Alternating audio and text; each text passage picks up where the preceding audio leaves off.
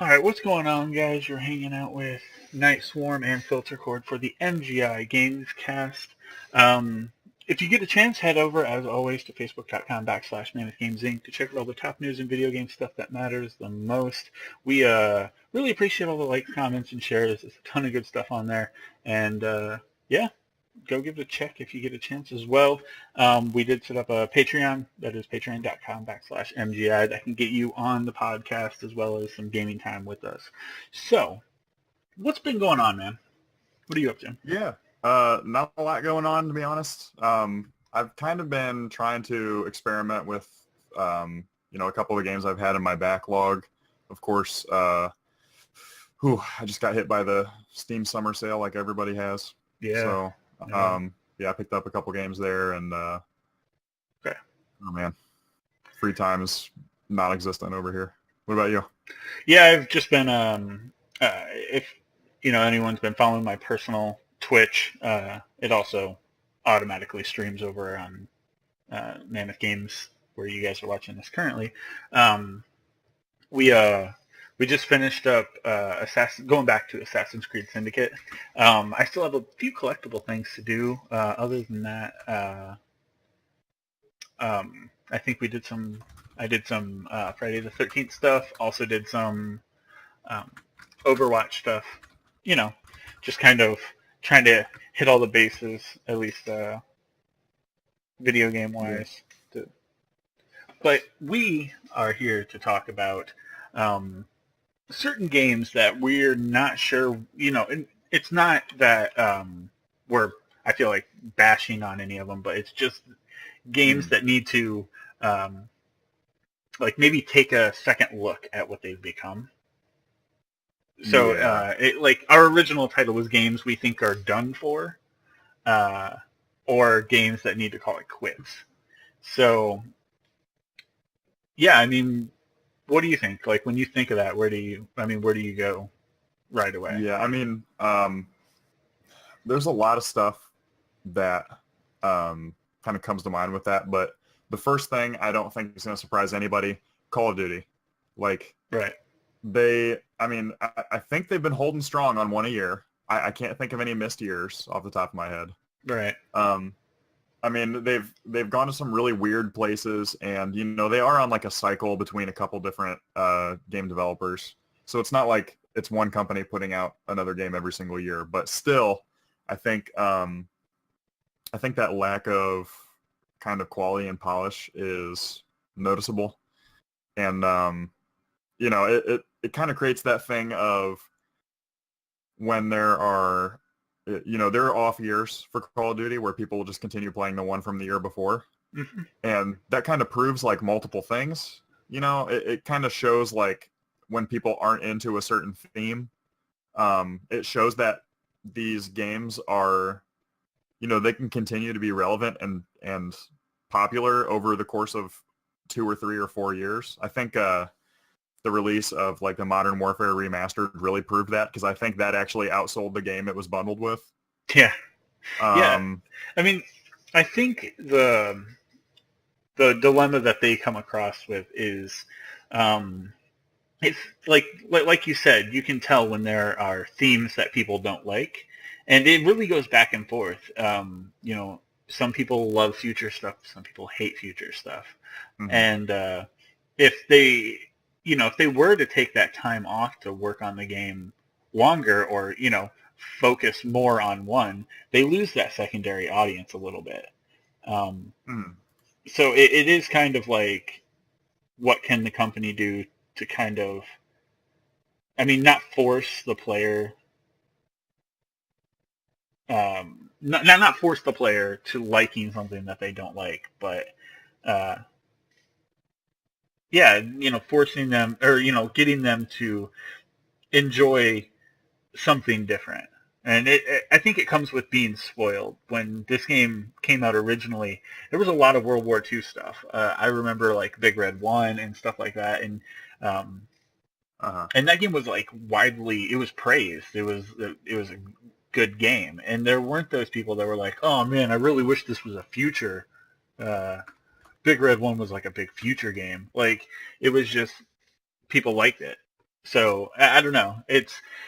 They have a really weird dynamic, but I do agree that if they took an extra year on each title and they did a little bit more research, that their game could be um, so much more. Like I even heard people just the other day talking about looking at the video that we're watching right now for Mhm. Call of Duty World War II. They're like, I mean, why would I play this when Battlefield 1 is out? And Yeah, like that's I don't know. That, to me, that's them just going, okay, so I mean that could just be people that like Battlefield better, but mhm. even if it's not, it's basically their job to get people that like Battlefield better to like Call of Duty. That's their job. Yeah. Um, So there's definitely that. I think there's I think sometimes, and people might kind of get this idea that I'm about to say conflated with some of the stuff we're saying. Like, you can make, 4 or 5 World War One or World War Two themed first-person shooters could all come out the same year, and if they're all doing their own thing, they could all be great. right. But I think Call of Duty hasn't really been like pushing anything new in a while. Um, they certainly set, like, as far as like multiplayer structure of other shooters goes, I mean, it's all based on Call of Duty at this point. Yeah, So, I mean, they they created a set the bar at one standard. point.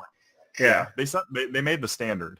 So, that's what I'm saying. Like, clearly there's a value, but we've seen with a lot of their, like, as the years go on and they're releasing more and more of, you know, even with this being set in World War II, their next game, is it really going to be that different feeling than, say, like Advanced Warfare or Infinite Warfare or Ghosts or, I mean, uh, just looking at the gameplay and not actually getting hands on with it, it right. to me it looks exactly the same. It's just, hey, Yeah, it looks look, exactly the same, but we've with a got little less mobility. we've got different gun models. Uh-huh. You're going to be restricted. You're not going to be able to do things maybe quite as fast. It just, yeah, it doesn't have that. They really need to create that. I mean, that's what's lacking is them not getting a chance to reinvent themselves because they're complacent. Right. And they need to reinvent themselves. And I think, taking a year or two between games at least, it wouldn't do that, but it could help that. It could help Yeah. them slowly figure out what's changed in shit. What the last like decade? I mean, we've been Yeah. going, you know, strong with this same idea for a really long time. So Right. could be time And to move on. And like their environments. I mean, we had um, or it was Battlefield Bad Company. Just mhm. like Battlefield has fully destructible environments, but where's Call of Duty on that front? Yeah. Where like I don't know. It's just it seems weird to me, and it's probably because that's how they stand out and they're different. They don't have the destructible environments, so it makes it changes how the it changes the way the game's played. You're not focused on trying to get through um, the environment to get to the enemy. You're focused on getting around the environment to get to the enemy. Everything Yeah. stays the same, so it creates a different dynamic. But I don't know. I think it's time for a big change for for that company. Definitely. And it's I think we've seen a little bit of that payoff. Certainly with Assassin's Creed Syndicate. Hmm. Kind of taking a little more time to mess with it, and now with that space in between till Origins, I mean, Assassin's Creed Origins looks amazing. I mean, honestly, it looks like it's going to redefine what Assassin's Creed is, and that Yeah. that could always end up being disappointing. But for Well, now at least, it looks pretty amazing. with going from Unity to Syndicate, they needed to get back to like square one, kind of, Hmm. and they did that with Syndicate. Syndicate didn't reinvent the wheel for Assassin's Creed. It just reapplied the wheel to the cart. Right. Like Yeah. It because was very much like a repair operation. it really was, and it they definitely patched it up, and I really like Syndicate. The characters, um, if you've been watching any of my streams or anything, I've said it several times. Like Evie and Jacob, they rank in my top 5 characters from all of Assassin's Creed. Which is a And lot of characters. yeah, and I mean, and a lot of people would probably disagree with me on my number one, but we'll save that for later. But yeah, especially Evie, she has that feel of a character that I would like. I kind of toss her into the same um, like fidelity as someone like Elizabeth from BioShock Infinite, or Oh yeah. even Ellie from Last of Us. She just has a vibrancy about her that she has a personality. It's not just this flat character. She's really dynamic, and I really like that about her. Yeah. Yeah, and they did a great job of that because like Unity got a little bit of hassle because they were like, well, we didn't have time to like make all different female like model and animations for our like multiplayer or whatever. Yeah, And then Syndicate was like, you're literally her for 50% of the game yeah, or more, and like and at least 50%. and in my stream since I've been back, like I played the game a healthy amount, and then I came back and I was like, I'm just gonna restart it. And then I looked at where I was at, and I was like, no, I'm just gonna go forward. And Yeah.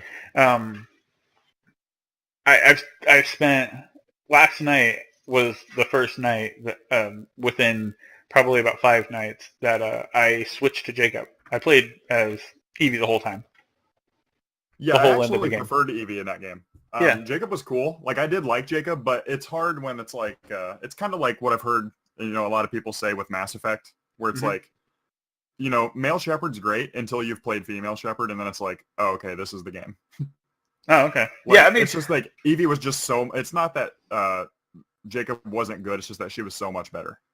yeah, and I mean, with that, she had a different play style. She used the knives and the stealth. He used, not stealth, and Cane, I'm gonna brute punch you force. in the face. Yeah. Yeah, Or the brass knuckles. I mean. brass knuckles. Yeah.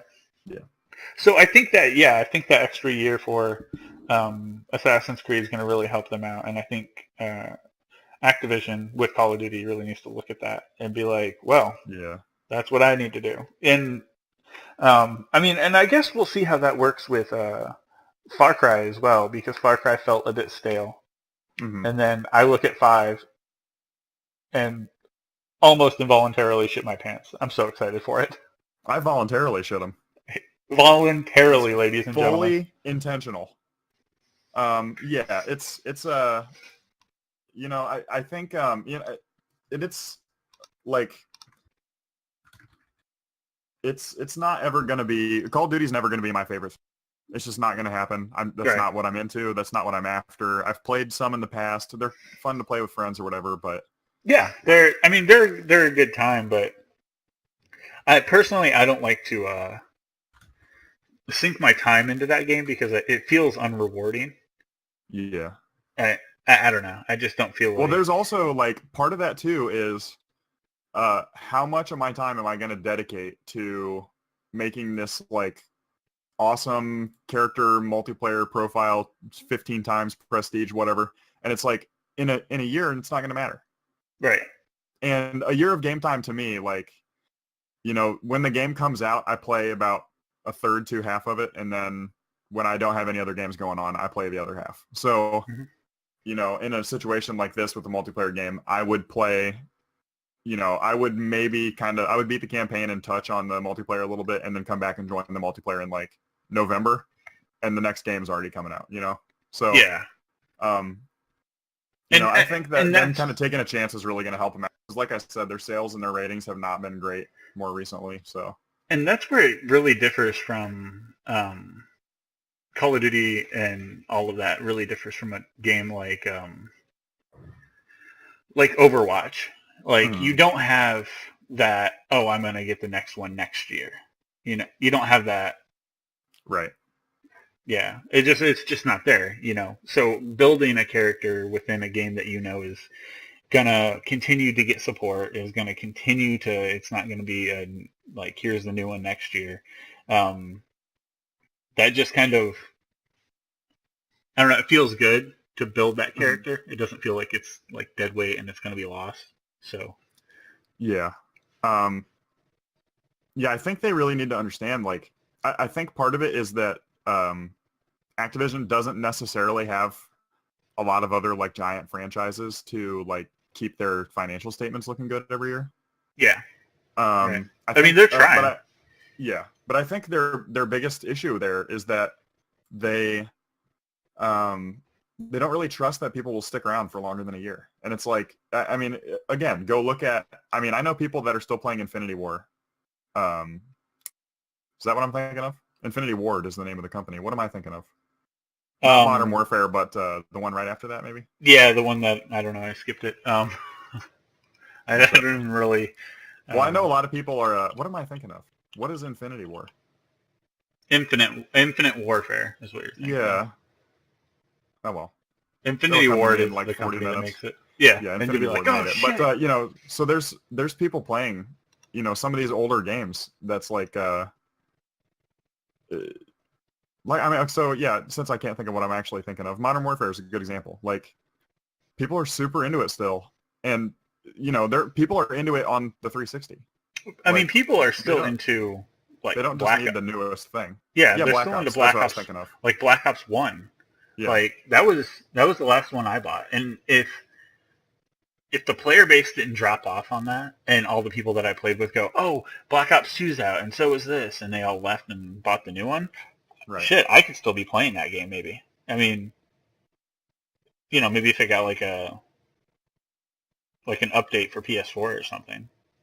Yeah, I mean, like, there's a lot of stuff that, like, people will come back to it. Yeah. You know, especially if it is not have something that immediately supersedes it half a year later, especially with how early you can get access to, like, alphas and betas and stuff. Mm-hmm. I mean, these games' actual lifespan, you know, if I buy World War II the day it comes out, and then I get the alpha invite to whatever the next thing's going to be, you know, that could potentially only be, like, 9 or 10 months of actual, like, life for your game. That's horrible. Yeah. So yeah, that's my number one thing. Like, I think, and I think it's the best example of, like, you need to, like, cut it out. You need to figure out what you're doing. Just the Call of Duty franchise, because it started out on such a high note, and then it's had such a weird, like, career after that, I guess. I mean, and it's not sales. It's not saying that they're selling poor, because they're selling well, just not as well as the previous edition. It's still, and I don't think as well as they could be. Yeah. I think they could do better if they, I mean, like, think about GTA. Mm-hmm. Like, so GTA 4 did really well. GTA 5 came out and was the #1 release ever. Yeah. You know, of any entertainment media. It did better than movies. Yeah. It did better than, I mean, I don't know what else, you know, to compare it to. Like, yeah, it's like movies, music, it just shattered. It was the #1 entertainment release. Yeah. So, like, and it wasn't even available on PC, which is, like, the kind of like the bulk of the gaming market. They made profit on just pre-orders. Yeah, just the pre-orders. I mean, considering that, you know, this is coming from us with a GameStop background, so that's $5 down. That's not saying fully paid off. We're talking about just $5 per copy. They made so much money on $5 pre-orders that they paid their game off. Yeah. If they could have sold the game at $5 and broke even. Yep. You know, like. But they sold it at $60 and then collector's edition, and and then they don't need to do anything for 36 years. Right. And that instead of and apparently the most profitable part of GTA is GTA Online, which was essentially, you know, as far as you can consider it, free, like, bundled in the game. So there's a $60 buy-in for this online game that they then made a shit ton of money on, like, through microtransactions and shit. Mm-hmm. So that's the model. Like, the amount of money coming through that, I just can't even imagine. Yeah, that's the model to go with.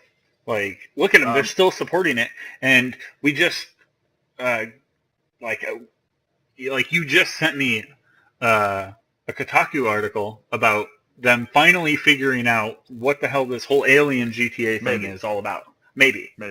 But with that newest update, I mean, they've been picking through the code, and there's new code to support the idea that there could be something new really soon. Yeah. So, I mean, I don't know. That's really interesting. And look, it's still going. People are still playing it.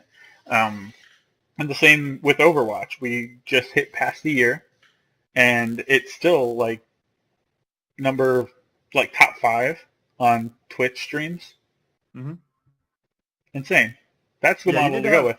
Like, you need to have some faith in your audience. Mm-hmm. And I think that's what will get any series in trouble. Not too much, but it's really that, like, okay, hey, look, you get this game, but you also get all of this with it.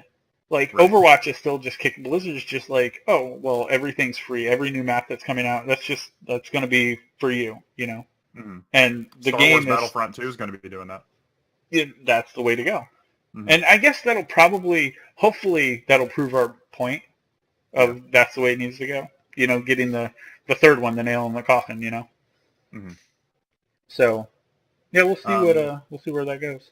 yeah, I think kind of referencing, a lot of the games we were mentioning are kind of strictly multiplayer. That's another thing that I think has been kind of an epidemic. I mean, the games we referenced are all doing a pretty good job of it, Hmm.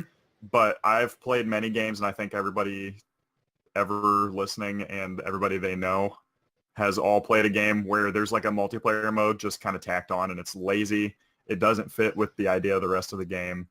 Um, I mean, just kind of like crap multiplayer modes. right now we're looking at Assassin's Creed Origins, some alpha Hmm. gameplay from, and that was the game that when I think of lazy multiplayer tack-ons, that's the Yeah. game I think of.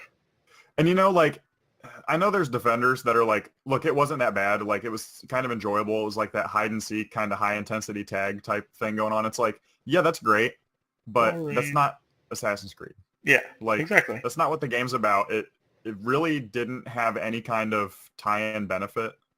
Um, there's no real reason to spend your time playing that, and as opposed to the core game. Like, I think BioWare's been kind of guilty of this, just kind of right. like throwing in a multiplayer mode because EA said so. Yep. Yeah, and um, I think if a company like Ubisoft is going to tack on some sort of multiplayer aspect to something like Assassin's Creed, they need to go the route of like linear. Like I think Far Cry is doing it right. Hmm. I think that's the way to go. But for something like Assassin's Creed, it needs to be something more linear where you can pop in as a second or third or fourth character that plays in the same world alongside. It shouldn't be like if there Right. is any competitiveness, it'll be, who can get the most assassinations or whatever during the mission. Hmm. Almost like the game that I'm kind of relating it to is Kane and Lynch, where it's like this player is doing this and this player is doing this and they're working together. And sometimes they, closer to the spoiler alert, closer to the end of Kane and Lynch, it's Hmm. one has to kill the other, and the other has to get away. That's the kind of multiplayer, you know, that it should be. And it's like just cooperative multiplayer, this, not a competitive. I don't think that works for Assassin's Creed at all. Hmm. Yeah, it's you know, I understand, and I mean, we just mentioned it, like with Grand Theft Auto, like there is an obvious incentive to putting in a multiplayer mode. Right. There's obvious like benefits. There's a lot of good reasons, like, and especially if it fits with kind of what the game is doing. Um, I think like, Grand Theft Auto was in a unique position though. yeah. Like they own not just a game, not just a character or a set of characters, but they own a world. Hmm. Like they've defined their world before they've defined anything else. And I think that's the key. Like we don't know where these things are in relation to one another. Liberty City, San Andreas, San Fierro, all these places that they've created in their games. But it exists, so their multiplayer can exist the same way. They're still going to be criminals. So you're just one of those, would-be criminals Hmm. in the same world as the criminals from the main story. And it just, here's the same map, go do, similar things. It just, I don't know. I think it works. And it's kind of like an alternate an alternate game. It's like if your character could be the main player in Grand Theft Auto. They Yeah. gave you a create a character and you get to make the character and name him whatever you want. It's weird. It's like a weird alternate mode of the same game. So Hmm. they're really in a unique position with Yeah, what and they've like created. contextually, it really fits with the point of the game. Right. So like that was a good, like they did a good job on it. And even like, I mean, GTA's had plenty of criticism of its online modes. It took forever to get the heist going. Hmm. You know, there were some features that were promised that never really came along and that kind of thing. Like, um, you know, it's not like we're just over here sucking Rockstar's dick. You know, it had its failings too, but I think it was a good example of what to try for. Right. It. Um, Yeah. Like play to your strengths right. is, I think, would be the key to that one. And Rockstar's strength is their world, Right. and they can put that almost on anything that they own. Like It appears to be what they're going to be putting on Red Dead. Red Dead, exactly. And this is how, going back to what we were talking about with Call of Duty, reinventing yourself. They Mm. were this, just a criminal single player game. Okay, let's add multiplayer. Shit, we fucked up. We fucked up. We fucked up. Okay, we got it right now, and Mm. they figured it out.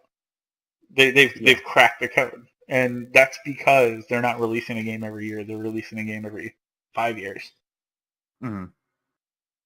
Yeah, and then there's you know, I kind of touched on it, and I think I want to go back to just get a little more in there. Mm-hmm. Like BioWare. Uh, BioWare's after.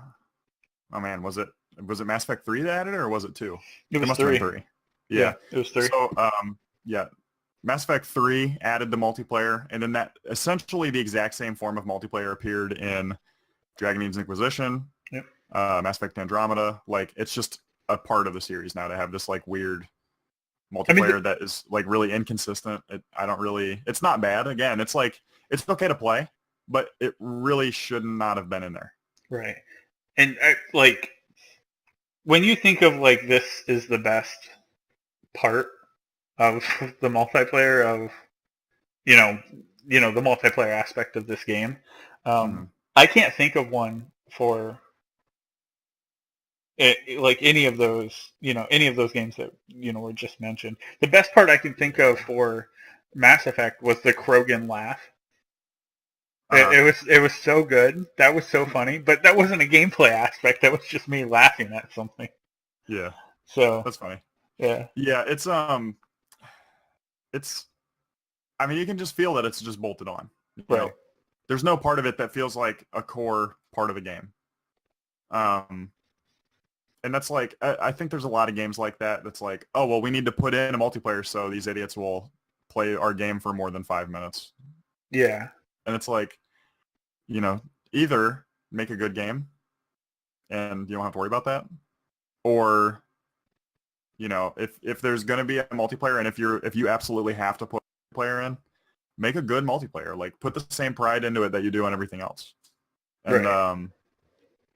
you know, uh, I mean, especially like if it has to be there, like if EA says, look, we own your studio, you have to have multiplayer, there's no option, you can't ask about it. Like, you need to dedicate, you need to make it as good as it can be, and it needs to make sense. Like, it needs to be internally consistent with the game you're making. yeah, it is one of those things when someone else tells you like, hey, you have to have this. Uh-huh. That sucks. Like I could Yeah. imagine that. Like I've worked so hard on this story, and now I have to tack on this garbage to the side of it. Right. So it's really trying to make something out of like nothing. Yeah. You're making something great. It's kind of like turning lemons into lemonade kind of thing. Yeah. So, um, I, and there really isn't much you can do about that. They just really need to like make sure that the game is, they're not just adding on some garbage. Mm-hmm. But yeah, But I think I think a lot of games, if it doesn't need multiplayer, I understand like, constraints from publishers or whatever, but if your game doesn't need multiplayer, don't put multiplayer in it. right, and Like, just it's better to have nothing than to have something that's just not very good. right. But yeah, one of the other things, like something that kind of needs to be like looked at and fixed, Mm-hmm. and we were talking about it earlier, is like how quick we end up getting like Telltale games. Mm-hmm. And it's not how quick. Like the games are great, the story is great, and it's not like knocking them at all. But they've been using the same engine for a really long time.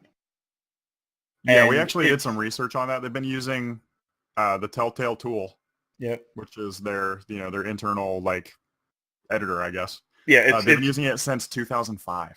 yeah. And that's a long time. And it's not that the games look bad, but it's starting to break down. Like the Batman game, there were instances I saw people, running through this like scenarios and, fighting and stuff like that, and they're fighting models that aren't there. It's just Yeah, things that are like just, major issues. yeah. And that's big. I mean, the point of that story game is to immerse you in a story. And Mhm. when things break down like that, they lose the story. So, Yeah, I was a big fan of the Wolf Among Us uh, yeah. Telltale game. That actually got me into the Fables comic book series, which I'm happy about. Um, but yeah, when I got to like chapter 5, like the end of that game, basically, like not the very end of chapter 5, but kind of like the turning point before you get to the resolution, I guess. Um, two or three times in a row, my game froze on like the final choice, and it's like it would just like the whole game would collapse. You know what I mean? And So that kind of thing is unacceptable. I'm kind of confused on, like, I played through all of, just like a month or two ago, we got um, Tales from the Borderlands, and I played Uh-huh. through that, and great game, great story, characters were fun. It did. One thing about Telltale games is sometimes they can kind of drag on. Mm. It's just like, okay, I see the point. Now let's get to it. Yeah, there's usually like a couple like rough episodes, Right. And one or that's two. the only other criticism aside from this engine kind of like holding them down Mm-hmm. a little bit. And like you can make as many tools as you want, the technical artist can write tools to make this thing better. But at that point it's kind of like when you're working on a PC. Like if your motherboard's old as shit and you're putting new stuff into the It's only motherboard, going to do so it's well. Yeah, only going to do so much and then it's going to burn out anyway. yeah, So that's kind of what we're looking at with, I think, Telltale. Um, yeah. I think I, they honestly need to just get down to the root level and just be like Telltale Tool 2. what do they You know? have? What do they have that they're working on right now? Are they working on Game of Thrones Yeah, they're working on Game of Thrones season season 2? 2. They're actually in like one of their quietest times ever. Exactly. That's what I was saying. We watched and covered almost all of E3, and I Uh, don't recall seeing them there at all. yeah. So, So I mean, I that's what think we I could be think it's a looking good at. chance to like, guys, we really have something that's dated. It's time to get in there and do something with this. And Which I assume they're doing. they definitely saw the Batman problem. Yeah. There's no way that they like. And I wonder if that comes down to, I mean, of course they need a new engine, but they could also probably do a bit more testing maybe Mhm. to uncover those kind of things. Because there's Yeah. no way your game should ever release at any point And be uh, unplayable. and be unplayable like Yeah. that. So, Assassin's Creed Unity springs to mind on that. yeah, exactly. And that's just, getting back to that. Um, and we're still checking out that 20 minutes of Assassin's Creed gameplay. Uh, Uh-huh. it's just getting back to, like, look, they saw that problem. Now it's time to fix it. And Assassin's Creed took that extra step with Syndicate. Like, here's getting back to, you know, origin point, and then Hmm. no pun intended. And now they're moving forward with hopefully Yeah. some like fixed gameplay. Like with Syndicate, even as good, as fun as it was, and as Assassin's Creed standard as it was, there were a lot of problems. Like when you'd grab onto a wall, your character wouldn't be grabbing onto the wall; um, they'd be grabbing onto like an invisible ledge by the wall. Hmm. So I don't know, kind of breaks down a little bit there. Yeah. Um, so, uh, you didn't have anything else to say on that, did you? On Telltale? No, I think Telltale. I mean, they're definitely in. Their games are fantastic. I love almost everything about them. From the Hmm. story to the art style, especially the art style. It's. I mean, Yeah. that's the way I love to make art. So that's the Yeah. way. That's what I love to see. So Yeah, I think again, like just to reiterate, I guess as we're partway through here, like uh, just because we're saying like these games need to rethink their strategies or whatever doesn't mean we're just like hating on them. right. Again, like I mentioned in the multiplayer stuff, some of my favorite games, like Telltale is one of my favorite companies, and it's like they're very consistent, and I know what I'm getting when I get a Telltale game, and it's usually like a 8, 9, 10 range. So like, we're not bashing them by any means. We're just like, look, this is like what they need to keep in mind. I'm sure they know because typically, um, the developer knows the issues even better than the players do Right. because they literally have to play it like all day. Yeah. And all they do is hear everybody's stupid complaints online. So, Yeah. I think there's, we're kind of trying to just point out like room to grow, basically. Right. Um, so yeah. That said, now I'm gonna just absolutely blow hate on somebody. I'm gonna go ahead and say that like sports games need to get their shit together. Yeah. Um, I agree. Especially, and I've said it for a long time. This is just my personal theory. They could really benefit by releasing let's say we're watching the Madden 18 long shot trailer from mhm. E3. They could really benefit from, okay, let's release Madden, like back at 15, they released Madden 15. And since they can't do NCAA stuff, like your creative character can go through the NCAA, work their way through, and then make it to the big leagues, and then work their way through the big leagues. And Yeah. like that would be the story. It could almost be a revolving story with when you're playing in the big leagues, there could be, patch updates. Mhm. Just here's the new patch for the roster for um, This next year or 2016, whatever. and here's Yeah. 2017, here's 2018, and maybe even do two. Do one at the beginning of the season and then one at the end of the season Mhm. because things change. I think they could really benefit from that. Yeah, I think there's like, again, it's another thing like working in retail. You just kind of notice when people point out like, this, like I remember, what was it? NBA like 13 was a big step. People really liked NBA 13, I think. Yeah, I mean, Uh, personally, I don't yeah, I recall. don't remember specifically, but it's that type of thing where like, people kind of recognize the same way with Call of Duty where there will be ones that are just not very popular. Hmm. And, everybody prefers like certain years and they'll skip a newer year and they'll go back and play these other ones. And I think that they're doing a good job trying to get, like adding these story modes to all these games is I think it's really interesting Yeah, and it's a great idea. Um, but there needs to be a little more than that. Like if you're not really adding anything else, like if all of your resources are single player mode, I don't think anybody buys Madden for the campaign mode. yeah, and I mean Um, that should be a thing. Like especially when they're looking at Madden with this long shots trailer, like yeah. that has a very almost NBA Jam feel, or not NBA Space Jam feel to me. Uh-huh. Like where Michael Jordan's outside shooting hoops with like his dad or whatever. It has that just that story that could be potential, drama or whatever Hmm. that would get those fans of things like professional wrestling and things, stuff like that. Yeah. Um, so I think that in general, and we're kind of including, well, like my net, I think is bigger than yours. Where like Maybe. I include anything sport based as like I include like racing games under there. I include everything. But Okay. I think you were saying with you, it's more of specifically like physical sports, like professional sports, quote unquote. Yeah, I mean, I can toss racing games in there, but they fall into another category, and it's not a better category. Just Hmm. racing games.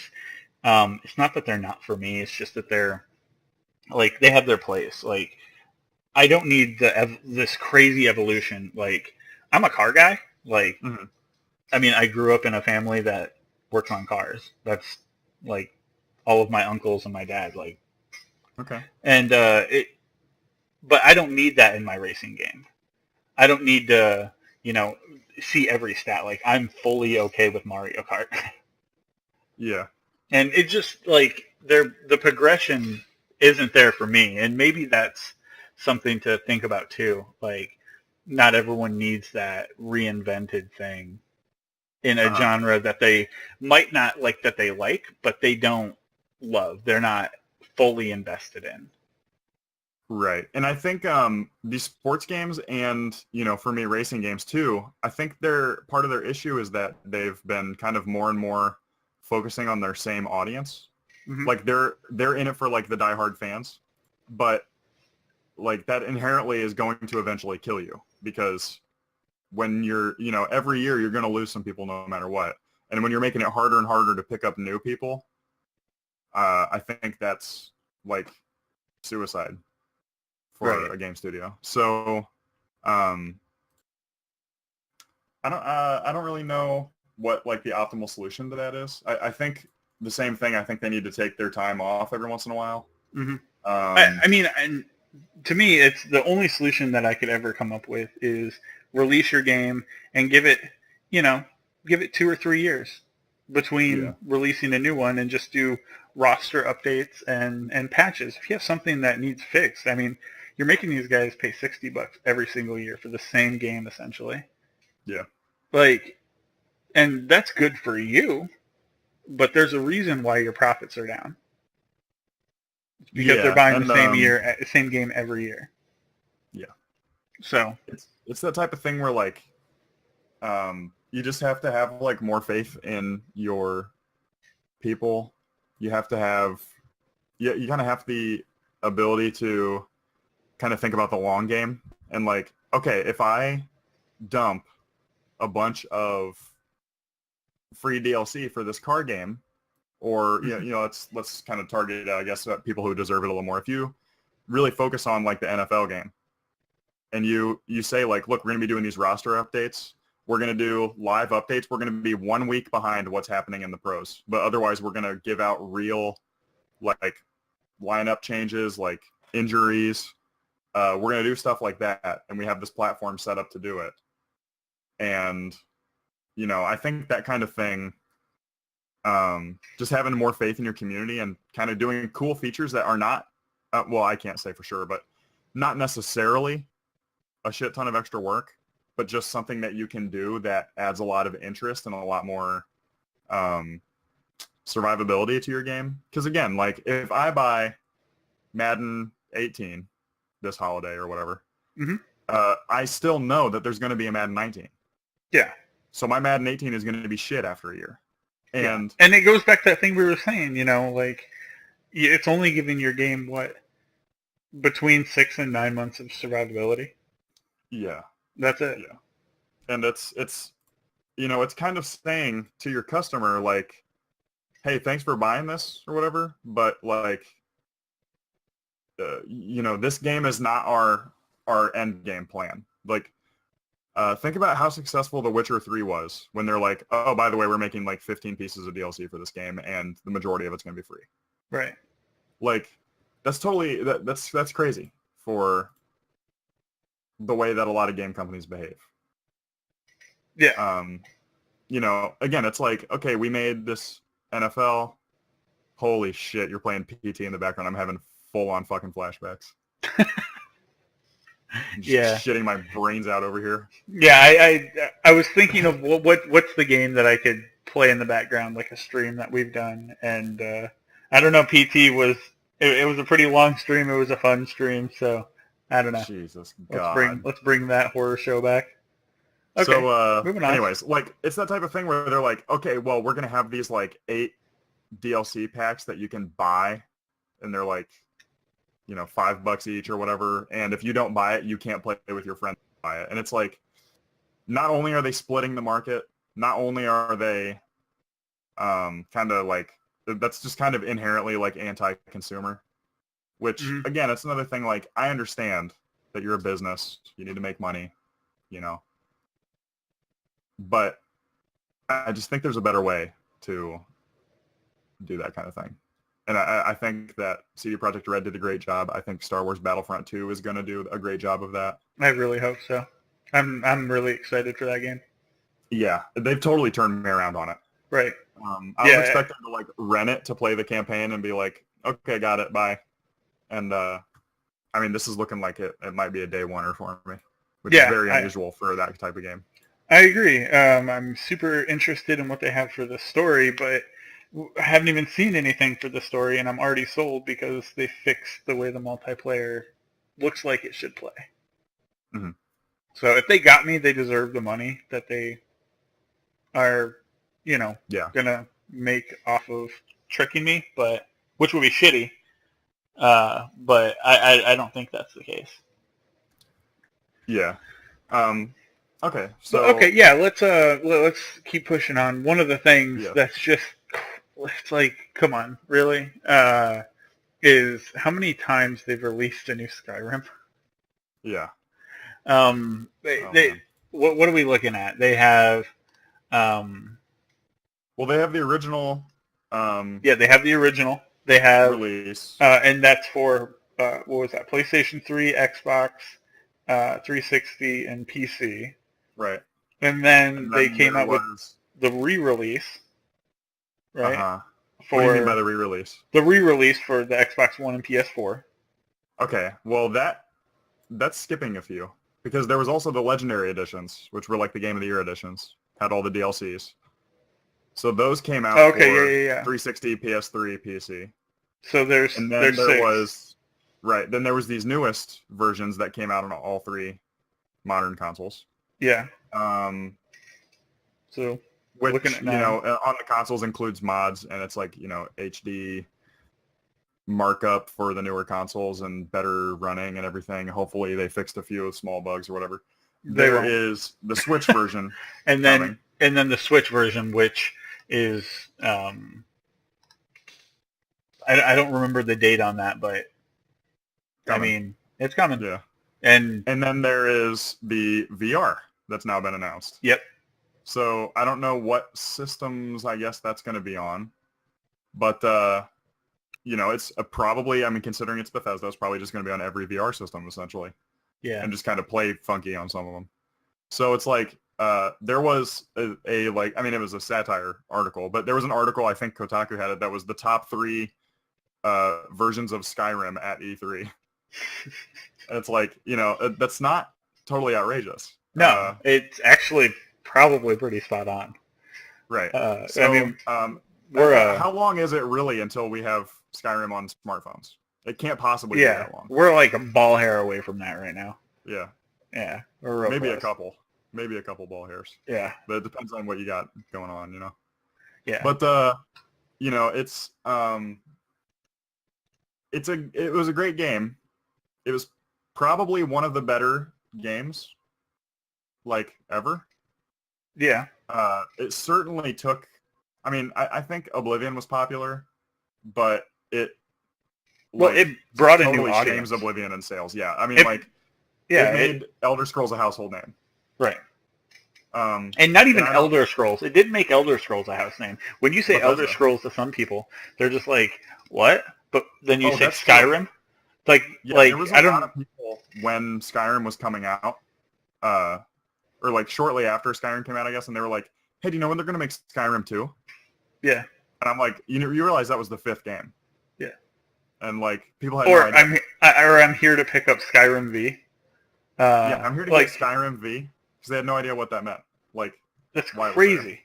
But I still don't think Elder Scrolls is probably a household name. I mean, it's a gamer household name for sure. Yeah, it's certainly mainstream, but yeah, you're right. It probably is not like, she probably wouldn't know what the fuck I was talking about. Yeah. She'd tell me I have to, like, she's not going to help support me anymore, and I'm not on my parents' insurance. I get my own medical bill. Or, get my own phone bill. I'd be like, fuck. God damn it.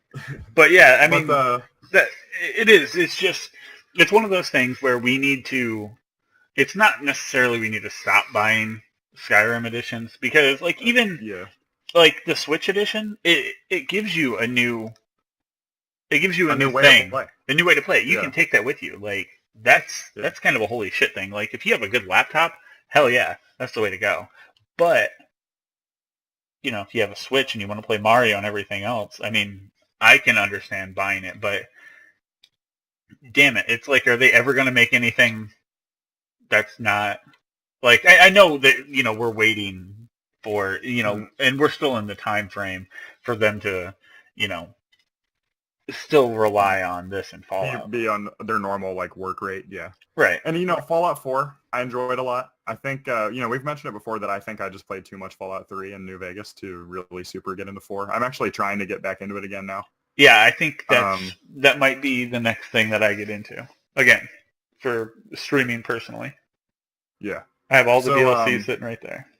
Yeah, me too. I never played any of the DLCs. I got them all as they came out, and Shannon just plays through them. She's beaten the game like 8 times. She's played through every storyline. I think she's platinum the core game. I'm just like, I know how it ends. I haven't personally beaten it once. I've played like 6 characters. I just haven't beaten it with any of them. But so I think that is like you said. I think they need to. It's not like they have the A team working on Skyrim ports. You know what I mean? It's not like they're working on the PS5 Skyrim version right now or anything that's like holding them back from everything else. But I do think that talent needs to be directed towards something else. Mm-hmm. And it's like, I mean, like you said, they're putting out cool stuff. I mean, VR potentially could be awesome with Skyrim, but could be. It's like this is a 2011 game. It's a 6-year-old game. It's going to turn 6 the end of this year, I guess. So it's like it's time to move on. Very much so. I mean, honestly, they could make a Skyrim too. And if it was just a complete overhaul and all new story and everything going on, I'd be all over it. They could. I don't think that it has a place. Don't do it currently. But they could. Yeah, I don't think it has a place right now. I think going through, giving us a look at, maybe 2 or 3 new areas. 2, I think, would be a good amount of areas to, look at and enjoy. Maybe like you could do like what is it, like Argonia and do Black Marsh and elsewhere Valenwood or something or elsewhere. Whoever's next to each other. I wasn't looking at the map, but get 2 regions that are next to each other. That could be cool. And do that, and then like almost you could almost even do that like in the style of like the way BioShock did BioShock 2, or the way they did Fallout, where they like, okay, like Obsidian, here you go, like it's like here's our big franchise of the same thing, but it's like an all new area. Yeah, give it to them. Give it to Bethesda, or give it to Obsidian again. Give it to Obsidian and be like, okay, this is 200 years before. This is during the like, this is Skyrim when shit was happening and when Oblivion was happening in Tamriel. That could be sick. Yeah, that could be good. And that's, I mean, yeah. I want Starfield. I want Starfield. Also. Yeah. I wanted that this year, and I think we hyped ourselves up maybe a bit too much for Starfield. Well, in that case, let's just go ahead and keep on rolling. It's a good segue as any, I guess. Yeah. This kind of like overhyping of stuff, which I think is about 50% the market's fault, like 50% marketing and publishers and about 50% consumer. Right. Like I know some really good examples of kind of the hype train gone wrong, I guess. Really recently, Mass Effect Andromeda. Mm-hmm. I think it was a little oversold, but I think the main issue is with kind of viewers. I think they or not viewers, but the fans, the customers. Yeah. I think a lot of people when they get that like hype disappointed, they kind of turn into maniacs. And like specifically with Mass Effect Andromeda, there was a lot of targeted harassment of people that worked on the project. Specifically, there was a woman that I can think of right off the bat, where it's like, somebody that worked on the game, and all of a sudden, just because this game doesn't live up to a single person's own imaginary perfect version of what the game is, a huge section of the audience all freaked out and attacked, certain employees, which is like, there's not in BioWare. It doesn't matter if you're talking about the director of the game. It doesn't matter if you're talking about, the producer from EA. It doesn't matter if you're talking about an artist. It doesn't matter if you're talking about QA. There is not a single person in BioWare that specifically it's their fault that Andromeda didn't live up to what an individual player's belief was. Right. And I think that's kind of just something that happens a lot in the industry. Like, think about No Man's Sky, I think is a good example of this. Like, yeah, that was pretty much all hype. yeah. And it's like, again, this is another thing where you're just going to like shit on the people that are trying to buy the game and have fun or whatever. Like the studio overhyped it. Sony just didn't say anything, which is really bizarre. Like as, Sean Murray specifically and kind of Hello Games more in general were kind of like, they were kind of pulling like a classic Molyneux where they were like, here's some stuff that we would really love to be in the game.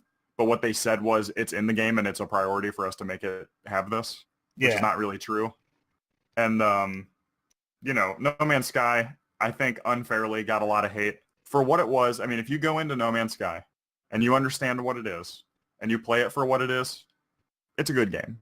It's not great. It's fun. I wouldn't say it was the best game of the year, I'm not going to go crazy over here, but for what it was good. Yeah, I mean, especially considering a small team and everything. Yeah, I put some time into that game, and I enjoyed it. And there was some weirdness. There were some, the thing that bothered me the most is they had these, everything was kind of like a mashup. Mm-hmm. So, you go to a planet and it's like, oh, we're going to randomly put, this head on this animal body with these arms and then these legs. And it's all just randomly generated. But it really wasn't thought out, that random generation would look like garbage. Like, every planet I went to had just we're all pretty much the same. Stupid-looking animals. And the environment was cool, but there wasn't a ton to do in it. They were big. Those environments were big, and you would spend a long time looking for stuff. Yeah. But, yeah, I mean, and it all comes down to, when this game gets mentioned a lot, and I'm happy that I bought the game. I enjoyed the game. I knew what I was getting when I looked at the game. Because I did the research and, I listened to what they were saying. They were saying, we have one artist on this, one major artist on this game.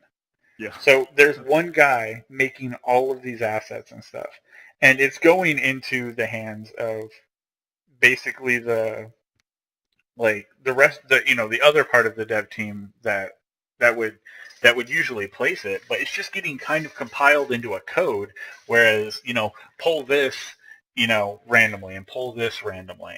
And it just kind of, I knew what I was getting, I enjoyed it, and everyone else, it seemed like everyone else that bought the game, I'm part of, quite a few different communities, and that game gets a lot of hate because... Yeah. Because they didn't do their research. They didn't, look into what the game's going to entail.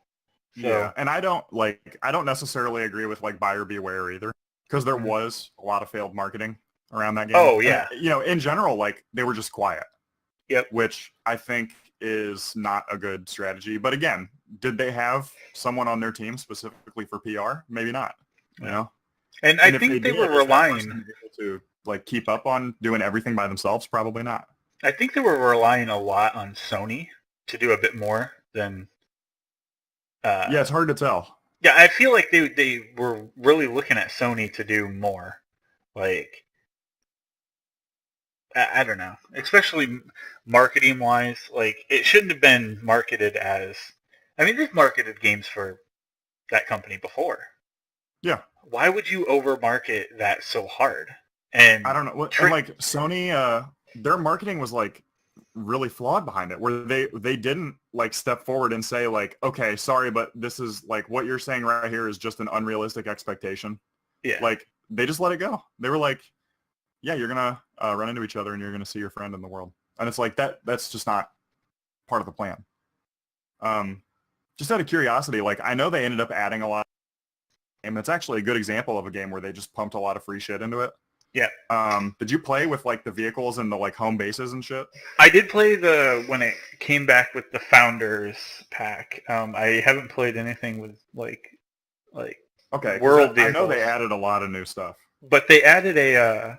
I started creating a base until I got basically to a point where I was like, holy shit.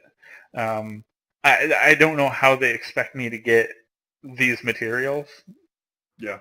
So when that happened, I was like, I'm good. Like Yeah, that's all I definitely, need. yeah. Yeah. That kind of reminds me of the home building in Skyrim, where it's like if you don't have all the materials already, just don't even try, Yeah. because it's gonna suck to have a big huge house with no furniture in it. Yep. And I mean, I guess same with Fallout. I mean, you don't want to start building a fence around your encampment and then get halfway through and not have the other half of the fence. Yeah, It kind of seems like a waste of time. So, yeah, I mean, I got a little bit into it. I think I did a stream where it all went down, and it was literally I only went back for like one play session. yeah, I mean, because the game doesn't change. There's nothing that's different. So, yeah. And like, I was disappointed, but like I'm the type of person that I get mega hyped about everything, and then I play like the first maybe 2 hours, and I'm like, oh my god, it's the best game I've ever played, and then I get like super down on it after maybe like 5 or 6 hours, and then I usually come back around to where the game actually is. So like, yeah, and maybe I'm just really used to that. I don't know, that curve of like excitement, and then like realizing that it's just a game, and like it's not the end of the world. It's not the greatest piece of art ever created. Like, I yeah, think everybody wants the final game. Like, I get this, and I'll literally never play anything, and that's just probably never going to exist. Like, until we have some like VR, like plug into my neck Matrix level, like fully realized world shit, which is going to be a long time. And like, I mean, to be fair, that will be the end of the human race. But until we get to that point, like, there's not going to be that game, and certainly, a kind of like semi-indie game to be published by Sony is not going to be the game that ends all other games. right. Like, it's just not going to be it. I don't know what is going to be it, unless it's like that Matrix level shit, but I don't see that coming anytime soon. The Matrix Online servers are down. Sorry, it wasn't the game to end all games. Should have been though. Should have been. Could have been. I don't see why they don't try that again, because it was relatively successful. And I That think could now be. with like the alt-right is like super into the Matrix and like red pilling and shit, I think they could make a pretty sizable fan base that has a lot of disposable income and anime body pillows. Yeah. Like, I don't know, that's shit. I mean, money's money, right? Right. I'll sell to Um, anybody. one of the next things that I want to talk about is just, and it comes from like searching the industry and trying to figure out what like figuring out what's right and what's wrong with video games. And one of the things that just really bothers me Mm. is mobile games. Especially when you're searching through and you find this company and you check out some of their games and they're fully just non-playable. Yeah. Like if you can't even like the point of the game is to attack and the attack button doesn't work. Like why is it up there? Like why are you putting your name on that and putting it out there? It's just it's very weird to me on why that would ever kind of be a thing. But I do understand that some of these, and I think this topic is just kind of mobile as a whole because there's there's a lot of like room for like really good mobile games, and there's a ton of really fun mobile games. I mean, one of the games I'm really looking forward to, the new South Park, the Phone Destroyer game, which I believe released in like everywhere but America. So. Well, yeah, some of the smaller markets like Canada, Australia, I know. Brazil, yeah. Brazil, yeah. Well, Brazil, shit. I need to ask Ronaldo about that. And I mean, there's definitely some good ones out there that still have problems or whatever, just like every other game. But like, if your game can't even manage the point of the game, like just get it out of there. Yeah, like if your buttons don't work, well, like it's touchscreen, but if your controls don't work properly, like why'd you make it? Right. I could make I could make something up in Visual Basic real quick that's like 3 buttons, like start, continue, credits. And then like when you click them, it's just like a physics-based ragdoll just falls down and you can never make it do anything. I could put that on the store for free. But like, what's the point? But yeah, why? Like, why are you putting it out there? It's like, it's it's quality, not quantity. I don't understand the, like, you don't want to represent, like, even if you're a game developer or, like an aspiring game developer that's on is, trying to work their way, get their name into the industry, like, you don't want that representing you. Yeah. Like, you don't want to be like, I mean, there's a difference between a mobile game that does not have a lot of value and it is not a very good game compared to something that's literally unplayable. Right. Like, if you make Flappy Bird, it's a shit game. You should feel bad. And this dude was making a shit ton of money and he took it down because it was trash. You know what I mean? Yeah. So, like, it's the type of thing where, like... Wait, what was the real reason he took that down? That was why. Well, he was getting harassed. He just, like... I think that there was some, like, lawsuits in place because he had... the assets were stolen, technically. Okay. But yeah, it was like, Flappy Bird works better than a lot of games that you can find out there. Right. And it is a better game than, so I'm not just like, we don't just want to put on blast like any mobile game that has less than 1 million downloads or whatever, you know what I mean? Like, this is stuff that is strictly, it does not do what it claims to do at all. Like, it doesn't work. Yeah. And, like, when I think of, like, at the top of the show, we said, games that we think are done for and games that need to call it quits. That's the stuff that needs to call it quits. That, like, if you're looking at your game and it's not there yet, that either means keep working or shut that shit down. Pack it up. Yeah. It doesn't mean, like, package it and release it on the iTunes store. Right. Like, so. Sorry to laugh, but it's, like, ridiculous. I guess that's just my little rant on, like, dude. Yeah, and I want to take that and run with it. I think this happens anywhere, but I think mobile is, like, specifically kind of bad at it. With, like, and again, there's a difference here. Like, so what I want to talk about is just, like, absolute blatant clone copies of another game. Yeah. And there's a difference between, there's a difference between, okay, I see what you're doing with Match 3. That's interesting. I have my own thing that I'm doing with Match 3, and it might be similar, but it's different, and it's my own thing. That is not what I'm talking about. What I'm talking about is people that, and I think this is really prevalent on, like, if you look at, like, ads on Facebook for games, when you see, like, art from another game and a commercial for this, like, piece of shit mobile shit that is not associated with the game that you're thinking of. Yeah, more recently, Days Gone. I saw that a lot after its original announcement trailer. Like, check out our zombie mobile game, and it's just showing a video from E3 of Days Gone. And I'm like... Yeah, and it's like, this is a lie. Like, yeah. And I report those every time I see them. Like, I go out of my way and take, like, a couple minutes to write out a report to be like, this is stolen art. This is not who... Like, they don't own the copyright. This is not their creation. Yeah. And, like, I think, there's a difference between, like, Hearthstone did really well, so there's a lot of, like, semi-similar card games of that type, collectible card games. And there's a lot of collectible card games that are all different, too. Like, like, Gwent kind of pulled its, they kind of did their own thing. And there's room for card games to be, several card games to work. Like, I mean, shit, growing up, it was basically Pokemon and Magic. And then Yu-Gi-Oh broke in, and people loved Yu-Gi-Oh. Mm-hmm.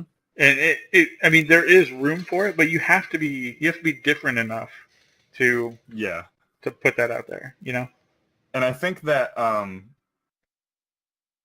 well, like, that's a big one. I think there was an era that's kind of thankfully, like, pretty much done at this point, but there was an era where there were a lot of, like, Dota and League of Legends clones. Mm-hmm. And, like, every company had, like, 2 or 3 of them in production, and they were just all absolute hot garbage. Yep. And, you know, Heroes of the Storm through Blizzard it's doing things differently, and it's different enough that I think it deserves its own kind of, economy and everything. But certainly, a lot of these ones that were coming out that were all in like a beta phase, like I don't see why they're around. Smite is another example of one that it's doing things differently, so I can see why it's kind of got its own little market.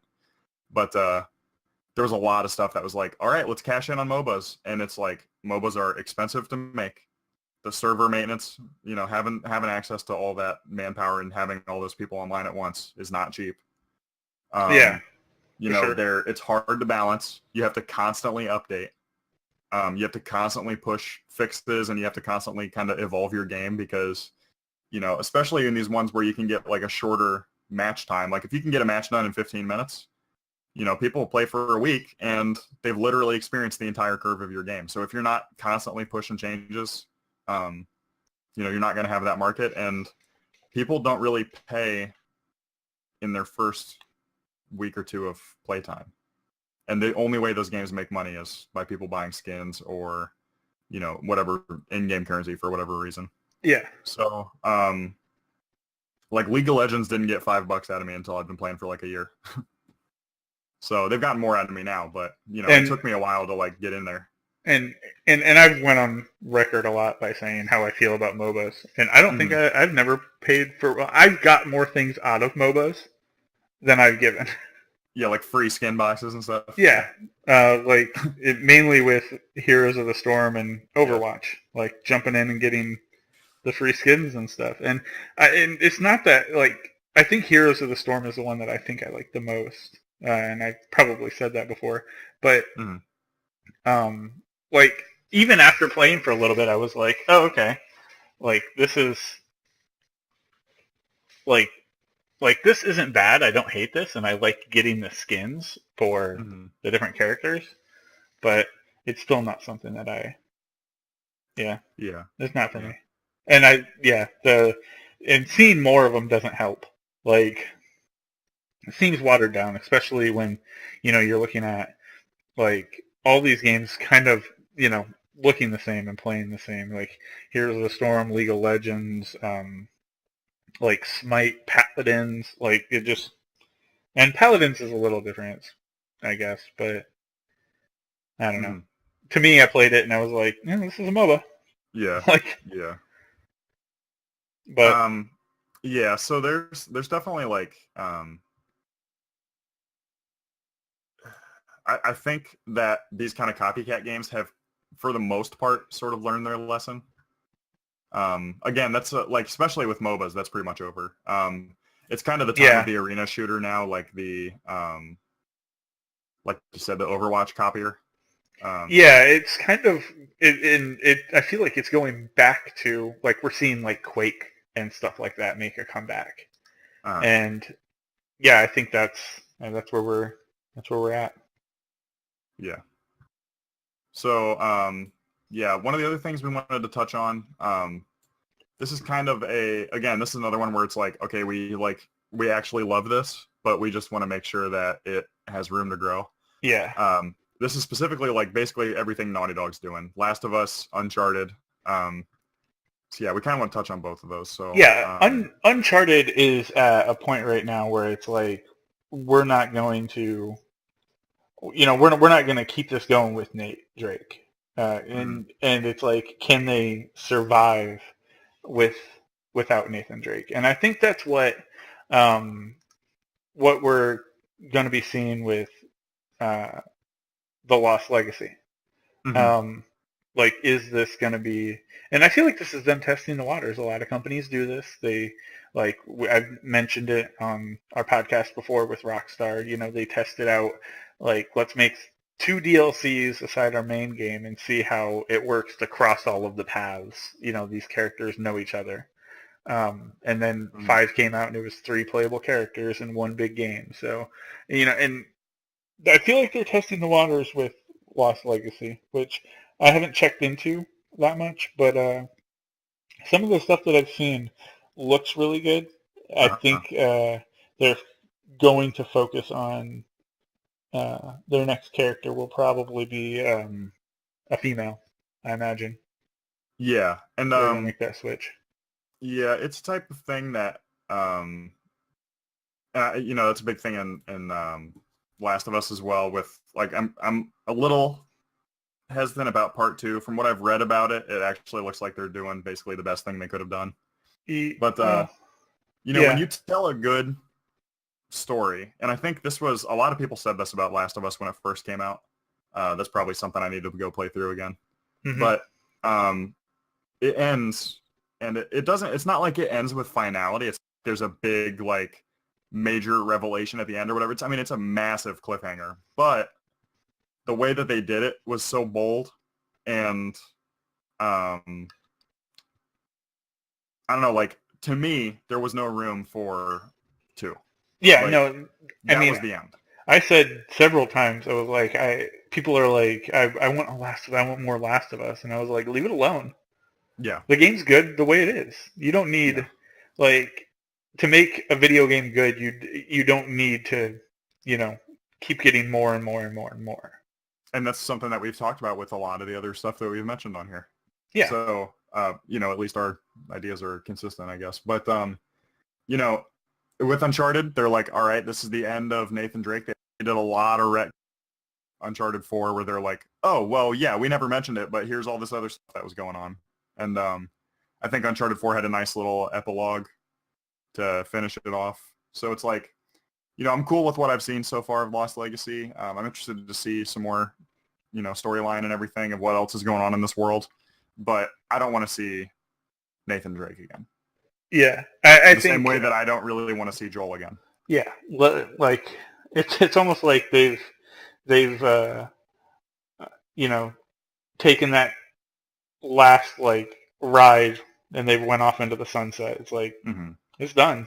Well, let them go. Well, yeah, and like part of it too is I think it's kind of a good example of like there are books of like a series where there's like 100 novels all based on like one character's story. Like they're like a private detective or a police forensic investigator or whatever, and it's like very procedural. A lot of TV shows are like this where it's like, okay, well now this guy is going to get into some hijinks and then there's something weird goes on and then he figures out who the killer is and then the end. And I really don't like those types of books. I like if I like a series, usually it's an anthology series like The Witcher, where each book is fully self-contained story.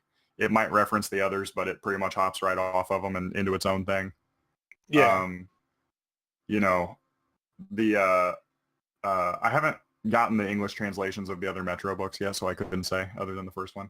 But in general, like, I think that it's a lot more interesting to tell a story of a character like Joel and Ellie in The Last of Us, a couple characters, where they have this time in their life that is extreme, and it's very different than a normal person's life at that time. Even in, the whole world is in extreme circumstance in that, world. Yeah. But to just be able to tell it and to say like, this is their story. This is the crazy thing that happened to them and that's it, is a lot better than like the Harry Potter thing of like literally every year that this kid went to school for his entire education, crazy batshit insane shit happened and thousands of people died. Like that's just nuts. Like a normal life, you have something exciting, like it really inciting, like noteworthy happened like maybe once or twice a year. Yeah, it is better to just really like live that moment. And like, I mean, like day to day, I mean, think about your own lives. Like, it's not exciting, and that's probably why we play video games. But Mine's not ever exciting. exactly, but it will be exciting at least, 3 times in your life. There will be Right. exciting periods of your life a couple times. And that's just the average person. The abnormal person will have it. It could be exciting always, but Or it could be um, exciting never. or Like, never. Yeah, and and that's go the the kind other of way. thing that's like, that's one reason I'm really into entertainment is that I have just generally had like a very safe and kind of sheltered life. And like, um, I'll just blast video games or TV or books or music or, whatever happens to catch my attention. Hmm. And like, that's my thing for a while. And,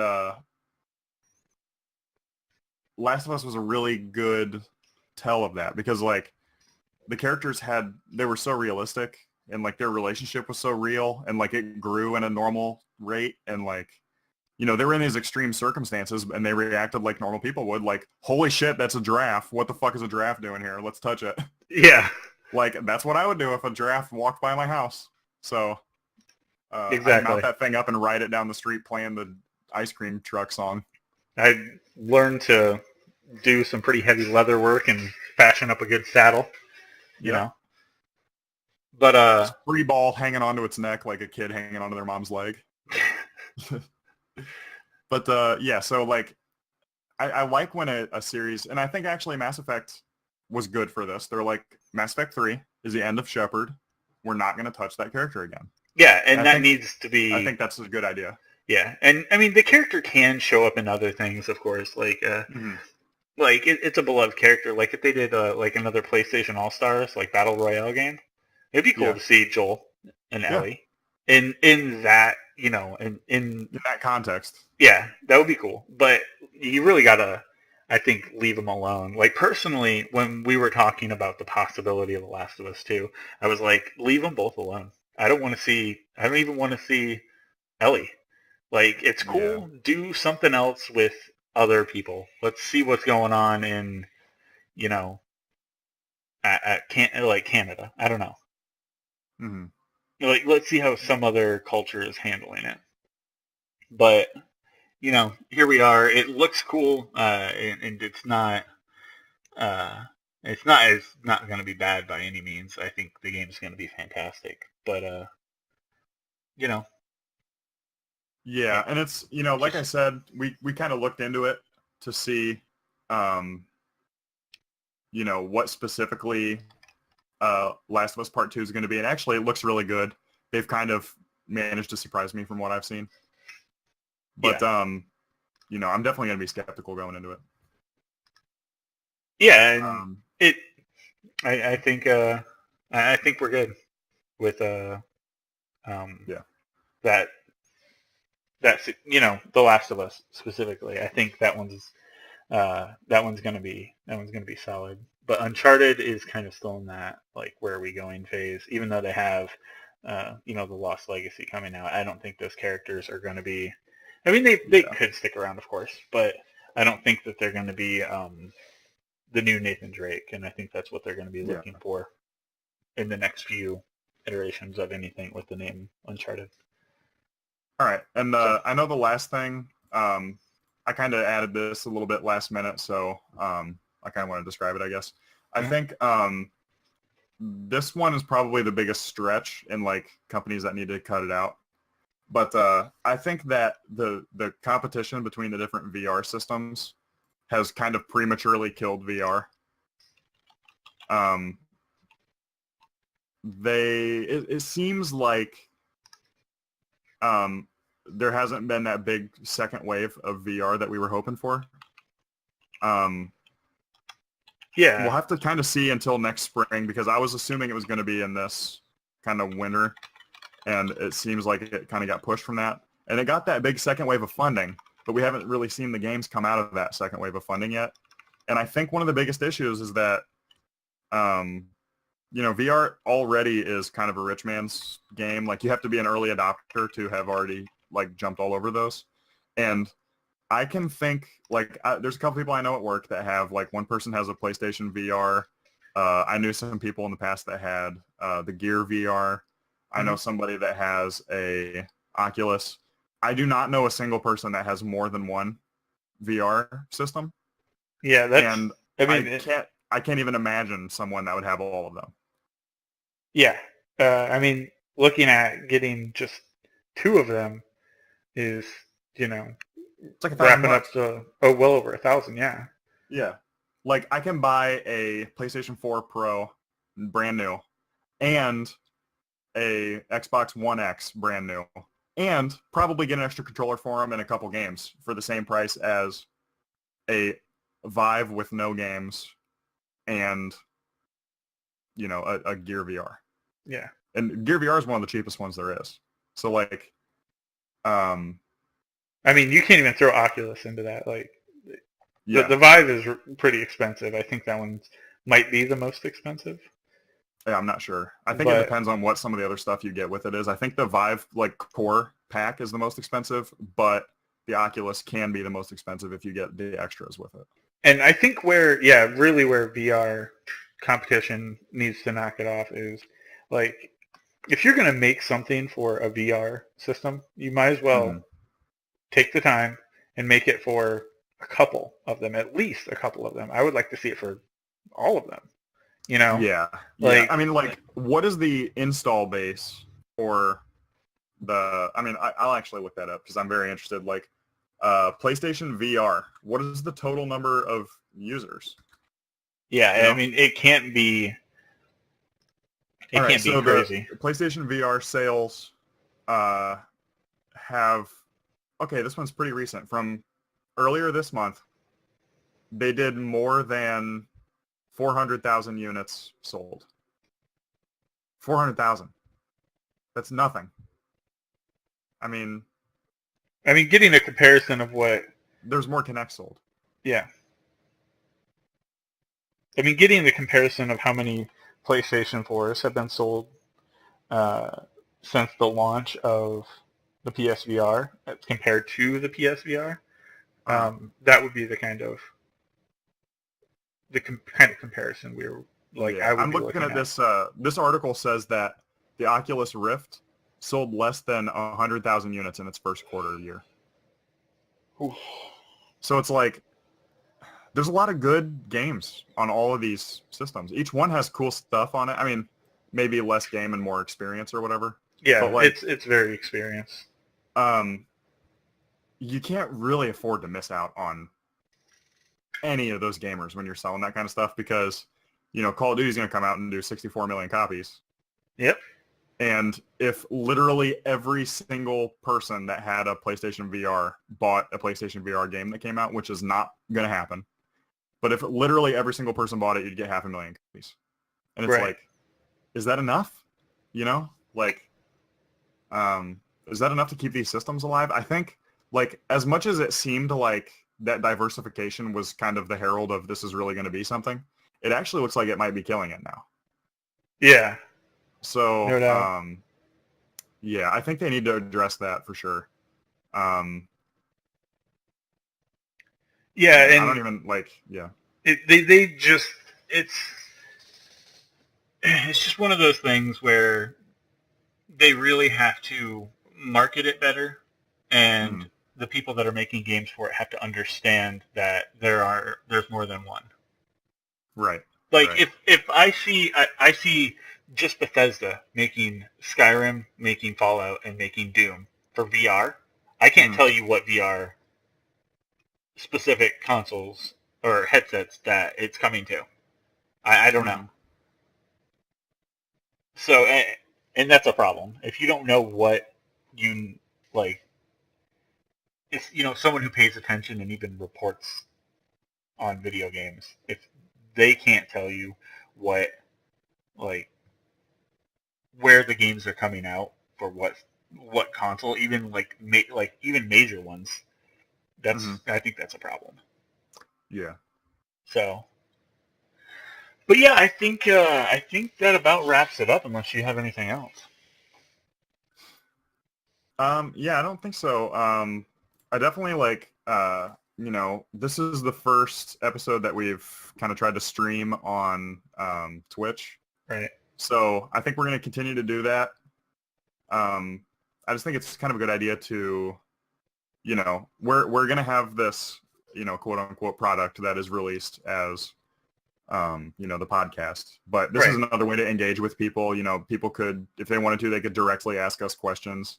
If we say something that's like bizarre, or if somebody doesn't understand what we're talking about, they can just straight up ask like, okay, what do you mean by Infinity War? And I'll be like, oh, I have no idea.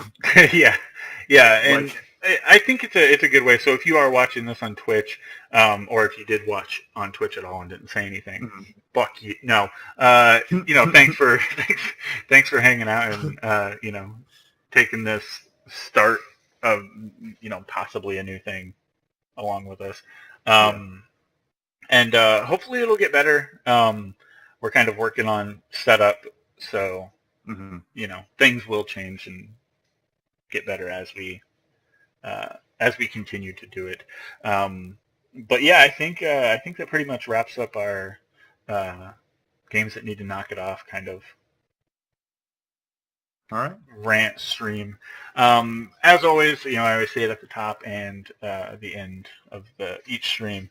Um, Head over to facebook.com/Mammoth Games Inc. to check out all the top news video game stuff. As well, you can check out our Patreon, and if you'd like to listen to this, maybe you jumped in in the middle on Twitch, you can check this out on we usually release our podcast every Monday on iTunes, Google Play, Mm-hmm. and our host Podbean. Hopefully, some new stuff coming up. We're kind of in the talks of possibly getting some new people to produce content, and as well possibly some bigger things just for us in general. So Yeah. keep an eye out and check that out all over on our current hub of our Facebook. But yeah, for MGI, I'm Night Swarm. And I'm Filter Cord. Thanks for hanging out, guys.